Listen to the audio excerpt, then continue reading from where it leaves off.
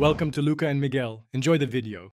You start by opening Settings and going straight to Sound and Vibration. This gives you direct access to alarm sliders and priority rules. Once in Sound, make sure Do Not Disturb is off or configured to allow alarms, because otherwise higher alarm volume is suppressed. You should also check Silent Mode and Physical Volume buttons to confirm they're not limiting system sounds. These are small gatekeeper settings. Clear them now so the alarm volume changes you make actually take effect when needed. Now adjust the alarm volume slider in Sound Settings. This is separate from media volume, so changing music volume won't help. Then open the clock app, edit the specific alarm, and select a louder ringtone or tone with a strong frequency range. Sharper tones wake you more effectively.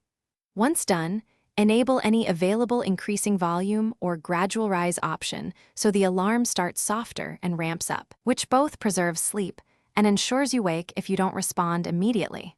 Finish by testing the alarm at the chosen volume and ringtone so you hear exactly how loud it will be.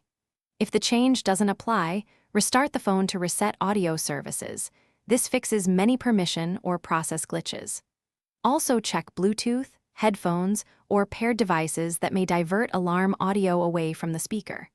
If problems persist, ensure system updates are installed, because software fixes sometimes restore proper alarm behavior and volume controls. Thanks for watching and please subscribe. It's the best investment you'll ever make.